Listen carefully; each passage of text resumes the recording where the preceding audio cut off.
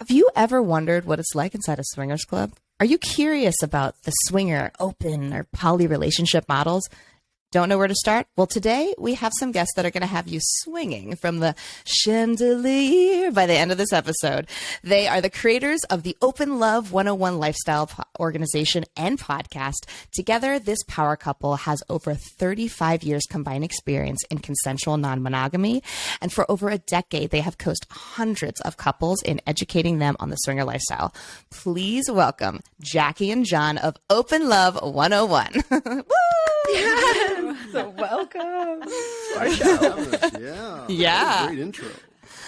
Thank you. Yeah. And I was like, who better to like dip their toe inside of the world of a swingers club than people who own 4 of them? You actually own 4 clubs, right? Yes. We've been in the swinger club business for 25 plus years, I guess. Wow. Yes, the swinger club business. I know. That's I want to be able to say that one day. Oh, that's amazing. Yeah, we get this question a lot. So we were so excited to have you on the podcast because so often we get this asked this question.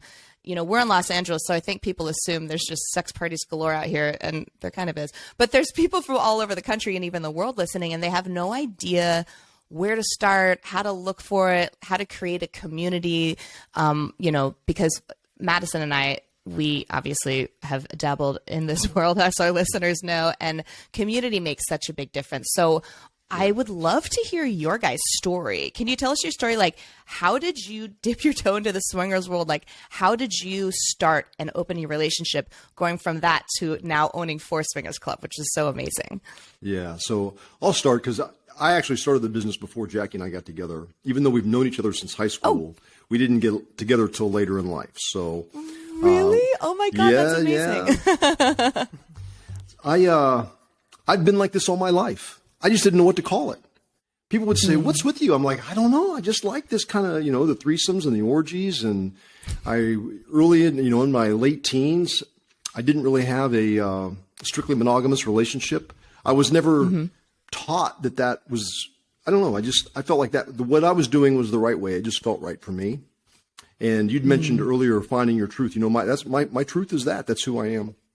And later in life, I owned a nightclub in the mid 90s, and I went to Amsterdam and I went to a swingers club there, and I was like, whoa, this is what I am. Amsterdam. My people. This is a party. And that's really how it started. Then I was like, that is a great business model. And since that's what I am, I'm going to start opening clubs that cater to people like me. And that began my journey with the swinger club industry. I had a club in Atlanta, one in Tampa, and now we've grown to, we had a club in Dominican Republic for a while, New Orleans, Dallas, Austin, Houston. That's it, I guess. Looking to open some more, but that's where we stand today. That's a lot. That's it. That's amazing. This is such a story of like, you didn't just find your truth in Amsterdam. You went and then found your truth. No matter what it is. He found his people. You found it, but then you took the action to live it. And we are very action-oriented clits over here. We don't believe, we were like full blown. We're like, if you're not in action, you're just talking about it. And I love this story so much because it's such a demonstration of like, when you feel that hit of inspiration and that recognition, that like remembrance, oh, this is who I am. The greatest gift you can give yourself and the world and to impact people is to now go and share that with others and go create something. So I love this story. I think we're going to have to go take a trip to Texas, Madison. I think so. Yeah. Yeah. I'm not into that. They have one in Austin. I have a good friend who lives in Austin, so we could do that. And so Jackie, so I love that you've known each other since high school. That's so amazing. So Jackie, John is living his truth. He's in Amsterdam. He's opening these swinger clubs. How did you get in? How did you discover that this was your truth as well? Man, it was like so far from what I thought my truth was. I thought my truth was, graduating high school, go to college, meet a guy, get married, buy a house, have kids, white picket fence, all that kind of stuff. Yeah. And I tried that twice. And just think. Right. So I was outside my second divorce. I was convinced my picker was broken. I don't know how to do this. I don't know how to, I don't know how to have a relationship where I felt fulfilled, but I didn't know exactly what was missing from it. Other than the fact that I got married and I thought all of these things were supposed to fall in place and that I would be incredibly satisfied, and I just wasn't. But it was like I was so naive. I didn't realize it was kind of the sexuality side of me that was missing, because I didn't know how to relate it from how I grew up. So here I am outside of my second divorce, and I'm on Facebook. I mean, this is just such a cheesy story. I'm on Facebook. I come across a picture. I know, right? I come across this picture that's super random. It's just like a silhouette of these birds, and I like it, and I notice it's John's. And I haven't talked to the guy in 30 years, but we're getting ready for our 30-year high school reunion, so people from school are starting to reconnect, and I liked it, and he responded, and we kind of bantered back and forth, and then we got on private messaging, and then he was like, well, can I call you? 6 days later, he flew from Tampa, which is where he moved right after high school, came back to Kansas, which is where we both lived. And 3 months later, we were married. I mean, it was just, and Oh my God. What was so crazy is he was like the first person that gave me permission to be authentic. Mm-hmm. We talked about like some fantasy stuff. I don't know. I was a little bit older in life. I'd been married twice. I was like, what is going on? What am I missing? And here's this guy that's just in this open relationship, and he was really encouraging me of my authenticity. Because when we talk about fantasies, that's what I thought they always were going to remain as a fantasy. But he was like, so you want to try a threesome? Well, let's make that happen. I was like, whoa, wait, we can't actually make that happen, right?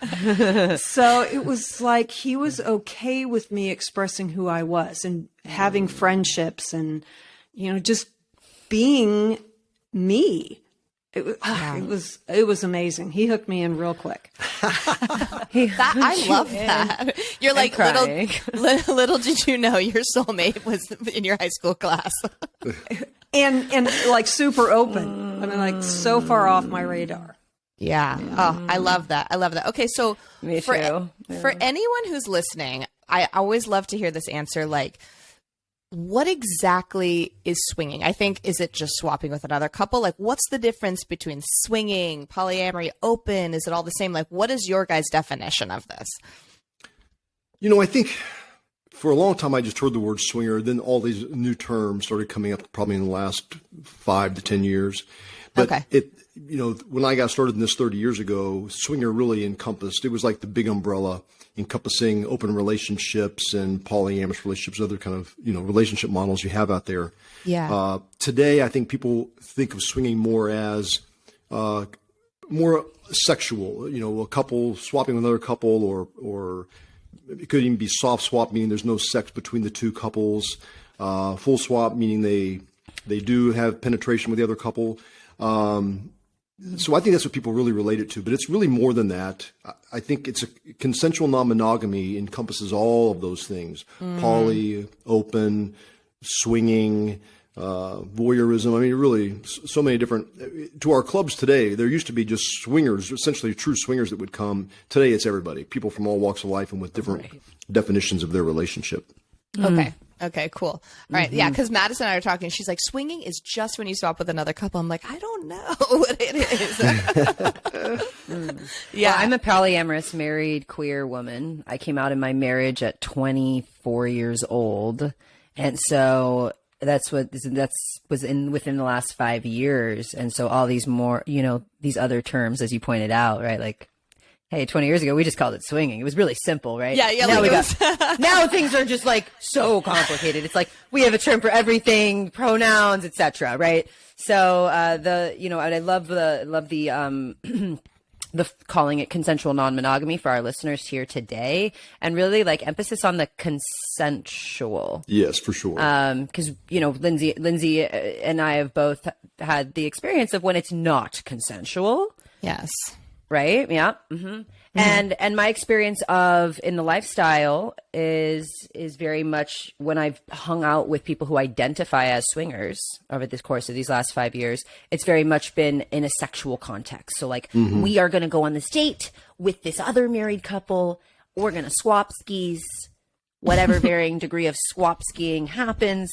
And so that's my point of relatedness to it. And I call myself polyamorous. And like what that looks like is I'd spend a lot of time with lovers without my husband.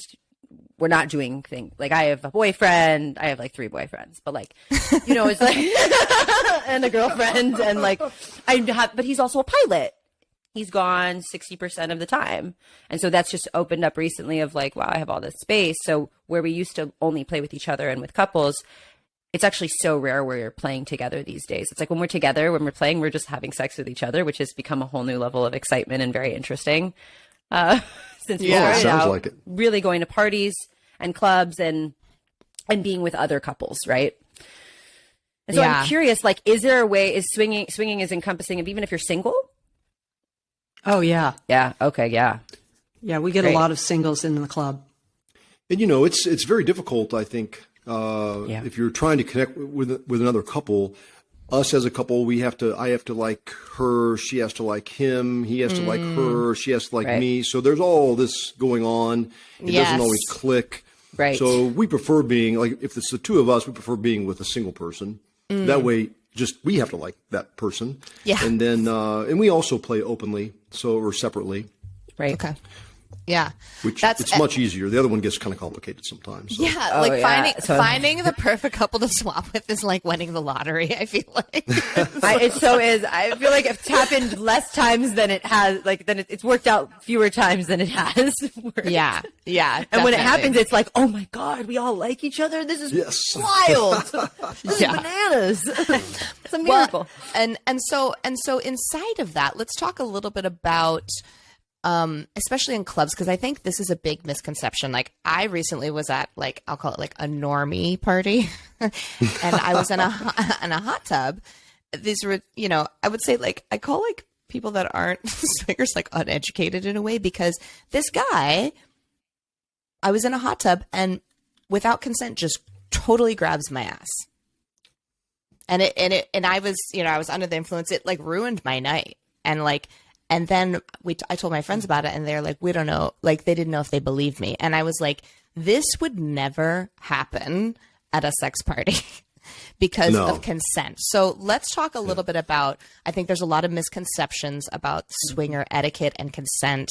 And you guys were kind of digging into it, like how to talk about boundaries. Can we talk a little bit about that? Like, what is it like at a swingers club inside of like etiquette and consent, and what are the rules? Do you want to talk about boundaries a little bit there? Yeah. You both just looked at each other. You're like, who's going to take this question? You know, the important thing to remember in a swingers club is consent. Etiquette is all really high up on the list of expectation. You're in a completely different dynamic. While there will be singles in there, the majority of the people in the club are going to be couples. So you're not just dealing with a female, or you're not just dealing with a male. And they're not just dealing with you or your partner, they're dealing with both of you. And the goal of the evening, we've found, is that everybody wants to have a good time. Everybody wants to be supportive of each other.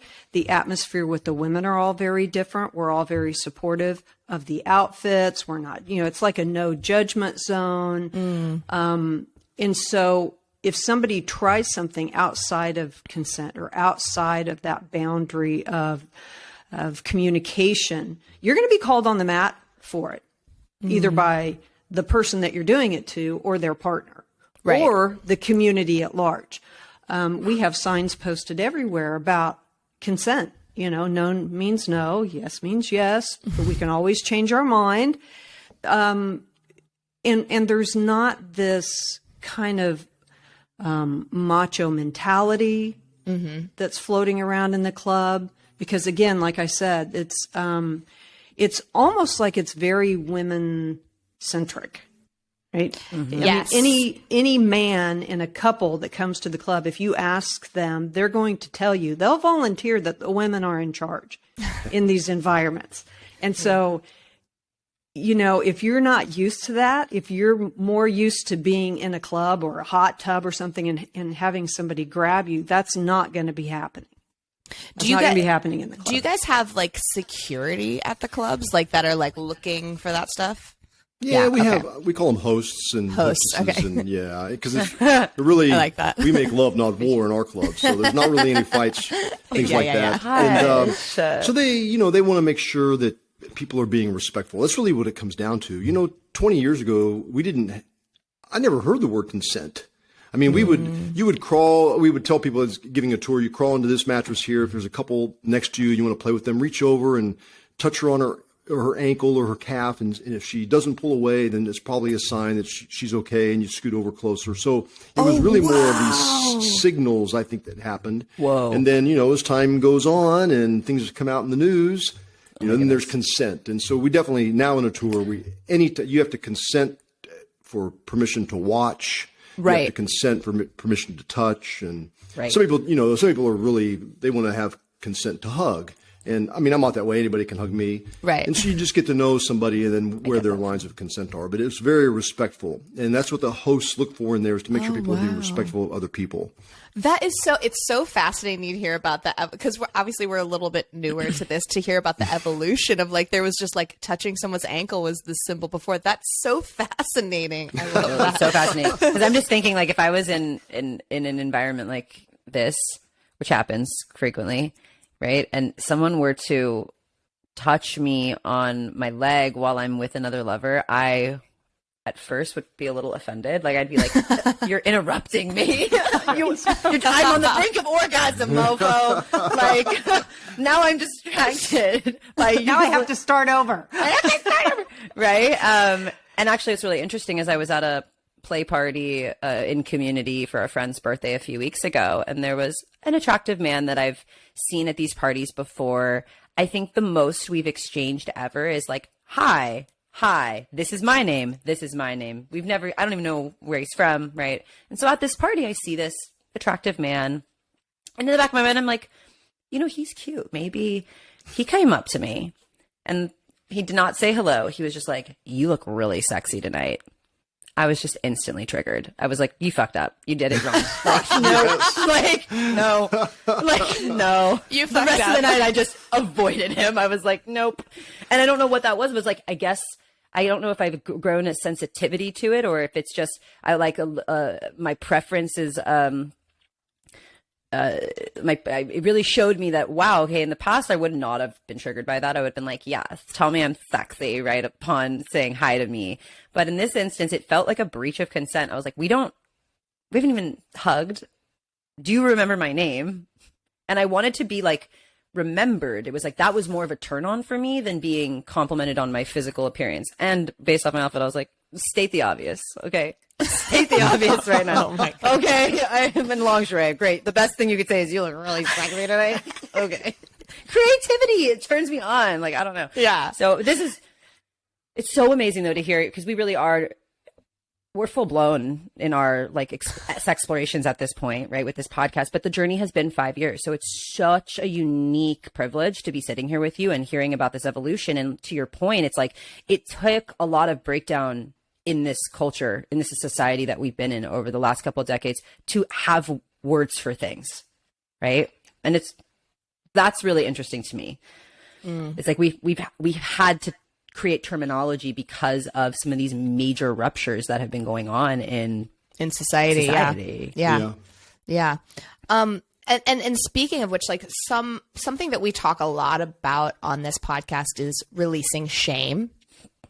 And I know that you guys are actually coaches and you work with couples. And there was a quote that you had, and you said shame and how it holds us back from fully experiencing and enjoying the lifestyle. And you talk about that you do coaching with couples, and a lot of women openly share about how shame hits them hard.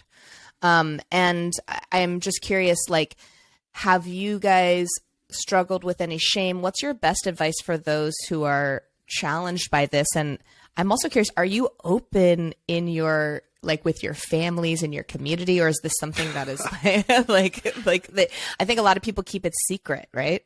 It's interesting. We were talking to somebody and they were like, okay, so LGBTQIA is, open, but why is there no P for polyamory or swingers? Like, why is that sexual preference? There's still a lot of, I would say, shame around it for people.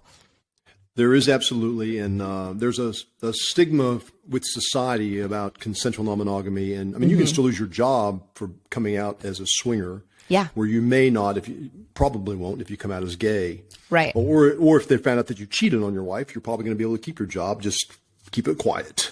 Right. And we know many people have lost jobs because of the lifestyle that they're in, which is really wrong.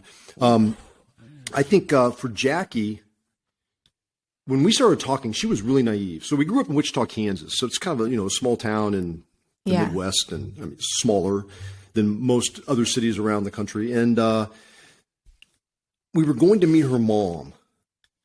And I had this experience dating people. They would find out what I do, and they would just, my parents aren't going to like that. And we wouldn't date very long. The parents would find out, and then we wouldn't date very long. And so I told Jackie, I'm like, when your mom finds out, I wonder what she's going to think about me and us. And she goes, I already told her. I'm like, what? You told your mom what I do? She goes, yeah, what's wrong with that? I'm like, she worked for a bank. She told the bank. And they embraced her. I couldn't even believe it. She's like, that ship has sailed, my love. My mom already knows. And I've been in the press a long time, so I gave up trying to hide it from my family a long time ago. Yeah. And Jackie never has, because she didn't know any better. So we've been open for a long time, but a lot of people can't, and that's one of the reasons why we're out and open, is so we can help those people maybe someday be free to share who they are, if it comes up, and not be worried about it. And the shame thing, it's tough, and you speak of women, men have shame too. They're just not so apt to speak about it, because there's still stigma about, maybe it's bisexual shame, for instance. And here in the United States, there's still a stigma about men being bisexual. We glorify bisexual women. Men do. I mean, we want always our fantasy, a threesome with two women. And, you have that fantasy as a guy, a woman and another guy. I mean, that's not going to go over very well in the United States. Although in Europe, it's more prevalent. Okay. So men deal with it too. And I think they, maybe even to more of a degree than women when it comes to bisexuality, because they're really afraid to share if they have any desire whatsoever. And whereas women might share it with their girlfriends or their, it's definitely their spouse, and be able to work their way through it. Yeah. And so what do you think it would take to have, because really this is a sexual preference. I'm just going to speak for myself. I think it's a sexual preference, like you said, just like being bisexual or just like being gay. Like, what do you think it's going to take to have this recognized in a way that's not so taboo? I want to echo adding to that question, like, do we add a letter to LGBTQIA? Right. Add the P. I think the first thing we have to do is we have to stop treating it like an activity. This isn't just something we're choosing to do. We're not just swingers because it's fun. This is, like John said, this is who I am. This is the truth of who I am. It's a genetic design. I mean, we aren't who we are by accident. I mean, the way a man looks, the way a woman looks isn't by accident. We don't have these zones that are purely for pleasure by accident. Thank God. I mean, there's a reason a woman can have multiple orgasms. That's not by accident. That's by design. And so for us, for those of us that are in the lifestyle, which is what we call it, we have to stop treating it, like it's just this thing we do on the weekends. Wow. I don't tell my family because it's just this thing I do on the weekends or whatever. Like, that is the most ridiculous thing, because you're that all week long. Yeah. Yeah. I mean, you really are. My belief has always been, I'm going to tell you who I am. You're not going to tell me who I am. And that's what we need to do. We have to be more vocal. This isn't about, oh, this is what I do in private. We have to be willing to say, for our own sanity and for our jobs and for society and for the next generation, we have to be able to say, this is something worth celebrating. I mean, there's just too much scientific evidence nowadays. We really can't ignore it. We can't act like it's not there anymore. And especially for those that are involved in it. And again, that's why John said, that's why we do this. I mean, the people that come to me and say, oh, I was outed by somebody, I'm always telling them, congratulations, your life can start now, right? You can be who you are. But it's not going to change. People, you know, the morality clauses that teachers have to sign, or people in the military, or any of these people, it's going to continue to be like that until we stop. I mean, we have to kind of have that Harvey Milk moment, right? Where we stand up and say no more. Yeah. Right. Yeah. It's so fascinating because we did our whole second season is all up. I'm sure you heard the book, Sex at Dawn. Sex at Dawn. Right. Yeah. And it's so fascinating when you actually look at the biology of humans. And for most of our existence, we were non-monogamous. Right. And I get it. I get having like a primary partner in this culture. I think that works for a lot of people. But I do think that it's, why has it become this shameful thing when it's how humans existed for most of our existence? It's so crazy to me. Yeah. Yeah. Yes. Yeah. Well, and I think especially for women, right? You know, because we're taught the opposite oftentimes of men. I'm not saying what we teach men is any better, because it can be so far off the spectrum, it's not even realistic. You know? But for women, you know, I know for me, just even having the thought that I could materialize some of my desires seems so far outside the realm of possibility. I was like, what? And then even when John was like, let's do it, I'm like, okay, so what are you going to think of me? What am I going to think of me? And what does all of that mean? Can I be this thing without having this negative label? Wow. Yeah. This is, I just got like a flashback to something. I haven't thought about this in years. Whoa. Oh. Yeah. I remember when I first told, I forget who I was talking to, but I was letting them know that I was going to my first sex party with my partner, and like we were intending and me penetrative sex. That's true. Yeah, we do that together. I'm the one that got her started. She is. She created what we call me now. She gave me a new name. She's like, you're like the Beyonce of polyamory. You're Polyonce. You're Polyonce. That's the greatest acknowledgement I've ever gotten in my fucking life. I literally cried, screamed, like the whole nine yards. Came a little bit. I got her started, but she has surpassed me. And just for y'all's information, I did tell both my parents about that with like a proud little girl. Like I was like, you guys, I have a new name. I'm Polyonce. I've been open with it. They're like, that's so perfect for you. We love that for you. But what I told this person we're going to have penetrative sex for the first time with different people. It was like, that was the moment, right? It was where we hadn't actually had penetrative sex with other people yet. And this person said something to me. They were like, you know, I've heard that some couples can never look at each other the same way ever again after because that. They're turned on. Right. They love you more. And I remember going into this with this, like thinking like, oh my gosh, I guess like this is a gamble, right? Like we could be one of those couples who like the second we see each other penetrate somebody else, we won't be able to feel that for each other again. And I almost imagine this is like a myth. I'm curious if that like, that's something that you see across clients who have that, like these fears, like maybe some misbeliefs, like there's misbeliefs and myths around penis size, as you know, right? And like there's a lot of myths around open relationships. Like, is this something that you hear from people where they're like genuinely concerned? Like, what if my partner can never look at me the same way again after I try this for the first time? Absolutely. There's definitely that fear with most new couples. I mean, I think probably most of them have that fear of what if he kisses her better than I kiss, or you know, he has sex with her better. And with most couples that reach a roadblock, even though they may be in the lifestyle for a while, something may crop up that triggers them to feel a certain way or have that jealous feeling or nervous anxiousness about their partner leaving them, and they'll come to us, and we have to kind of take a step back and really look at the real fears and the unfounded fears. A lot of them are unfounded. I mean, she's not going to leave me because the guy kisses better than me, I hope. hopefully I bring more to the table than just that. So Yeah. Right. Absolutely. Well- And I mean, I can totally relate to that. Like my best kisses or sexual experiences isn't necessarily with my husband. Love him. He's my person. And yeah, I had to let go of that fear a couple of years ago. And even with my partner, husband's girlfriend right now, like I am clear they are like the most ideal match on the planet, and I'm his life partner. And I've just like surrendered to that.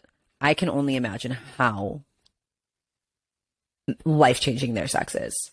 And for the first time in this 5-year journey, the idea of him enjoying sex more with another woman doesn't trigger me. In the past, talk to me 2 years ago, I would have cut a bitch. I would have literally cut a bitch or something else. I don't know. No, yeah. So it's been a real breakthrough.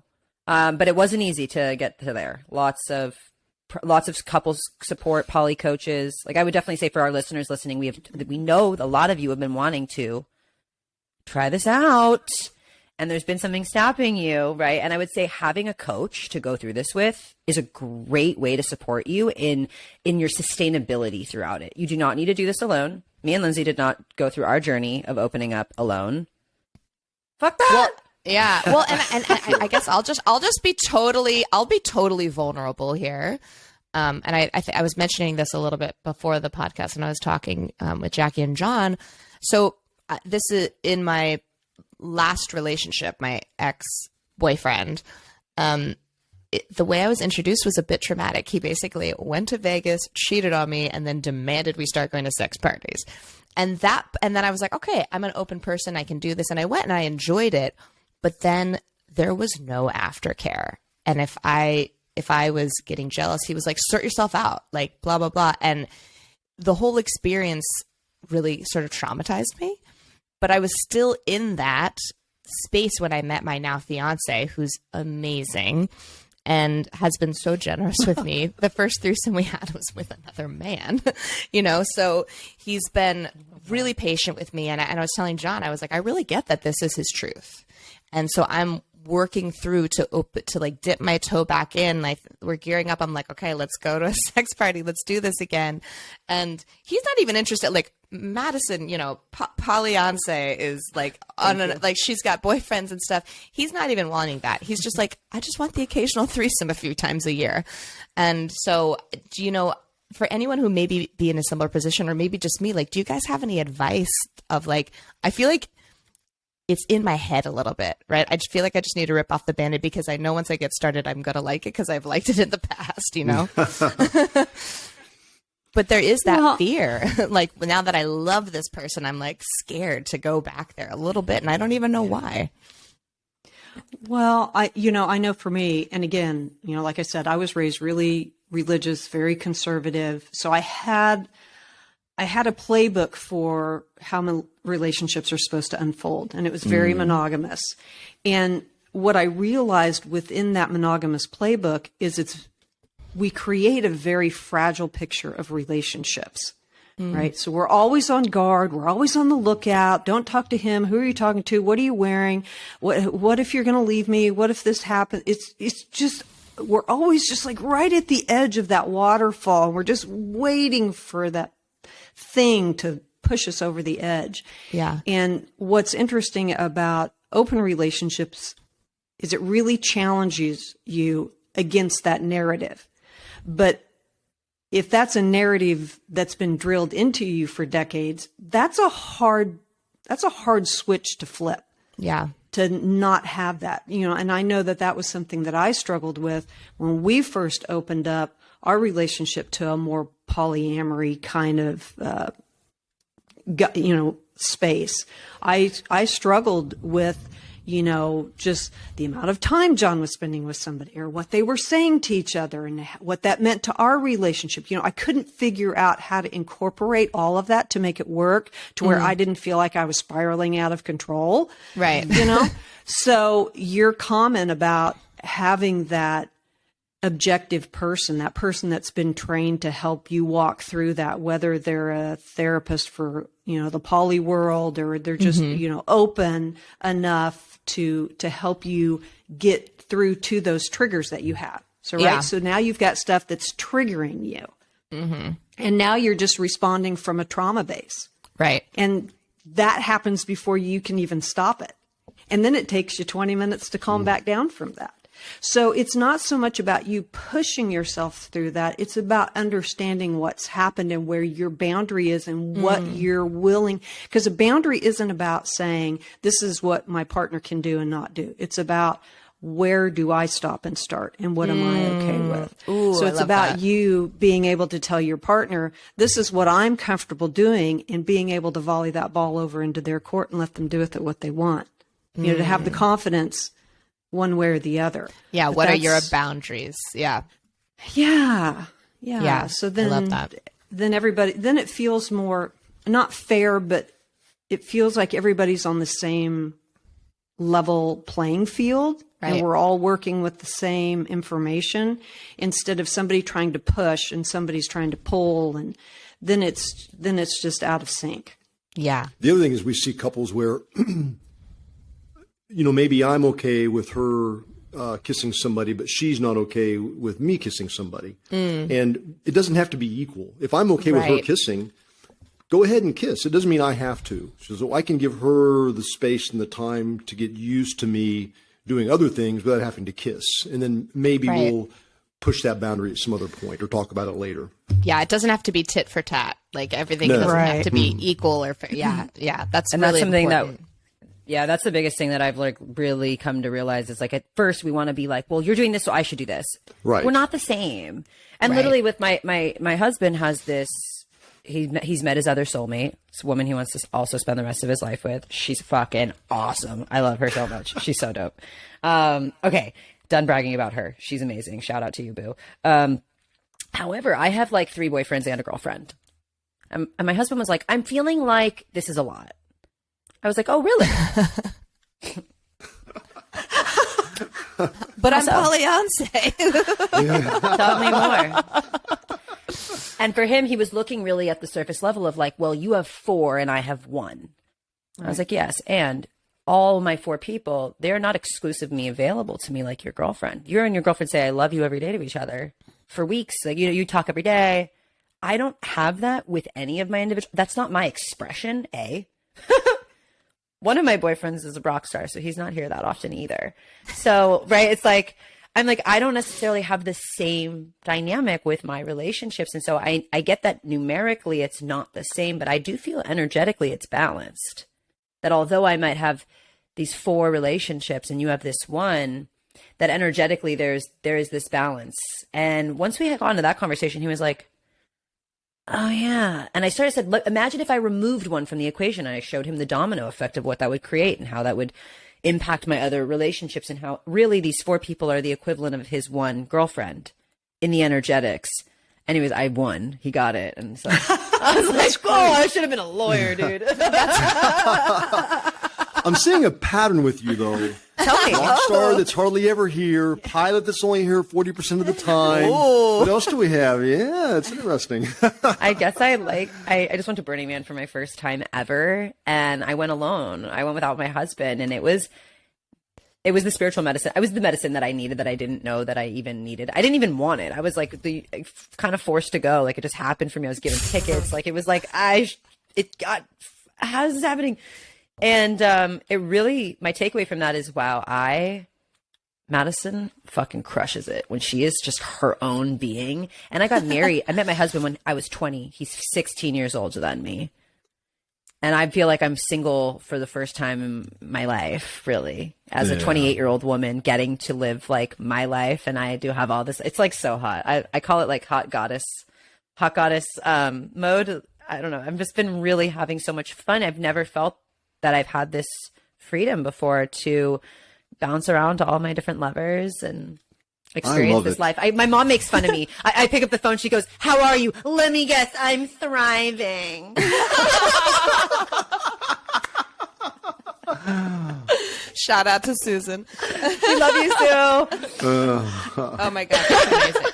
Well, obviously everyone is not at the level that Madison is at quite yet. We get a lot of questions of people who are really just, they're listening to this podcast and they're like, I'm curious about this. How how do people get started, right? Like, how do they find swingers clubs? How do they create a community? How do they like convince their partner? How do they even broach that subject with their partner and convince their partner to go to a swingers club? What's your best advice? Yeah, well, first of all, I'm not about convincing your partner to do anything. You both have to be on board with it, but talking about it, absolutely. Yeah. And, maybe start with talking about maybe not swapping, but maybe, watching some porn together. Maybe try some things that you haven't done before together. We never know where a couple stands in their sexuality with each other. Right. I know couples that have never even experimented with sex toys. It's like, come on. Go take her to the lingerie store, the toy shop, and buy some and have fun and see what happens, Yeah. So you definitely have all levels of people in their experiences. How to find parties and clubs. There's some dating sites online, not necessarily phone app type, but, on your laptop, and SDC.com, Casty.com. Those are sites where you have out there on the West Coast, lifestylelounge.com is a good one. Ooh. And it's where people will get on there, mostly couples, but also singles, profiles, talking about all of their likes and dislikes and what they're looking for. And it'll also list parties and clubs in your area around the world. Okay. So anywhere you travel to, you can pop up on there and say, okay, what's going on here in Berlin, Germany this weekend? And you'll see some parties or clubs that might, cater to people like us. So. Great. Oh my gosh, I love that. And you also, you have your clubs and you are also coaches. So where's the best place for people to connect to you, if they're in the Texas area or wherever your clubs are, to find your clubs? What's the best way for people to connect to you on coaching or clubbing? So the clubs are all, the brand is Colette, Colette. It's ColetteClubs.com. You can find any of the clubs there, the calendars of our parties, events that we have going on. Fantastic. And then for Jackie and I, you can reach us at openlove101.com. And from there, you can email us directly and we'll respond. Amazing. Amazing. And you also have your podcast, Open Love 101 is also your podcast as well, right? We do. So we have audio, and I think like YouTube, we have a YouTube channel where the video is playing. Great. Yeah. You guys have a lot of fantastic videos. So definitely go check out their website. They have some really amazing videos. Thank you so much for taking time out of your day to come and talk to us about this. I feel like I've actually learned a lot of this episode that I didn't know, which is always fun. So definitely check out their podcast and their website. If anyone's looking for coaching on this, they have some really great resources, and they also do personal coaching. So thank you so much for coming on. Thank you for just being an advocate for normalizing this conversation, because I feel like obviously we feel strongly about it on a personal level. And I just think that, anytime we can have conversations like this, there's somebody who's listening that's like, okay, I'm not a freak, I'm not a weirdo, and they don't feel alone. So I thank you so much for being advocates for that and for just helping us normalize these sexy conversations. And thank you guys too for having us on. It's been great. Yeah, absolutely. All right. And with that, Clitorati, we're going to see you next Tuesday. Bye-bye. Bye.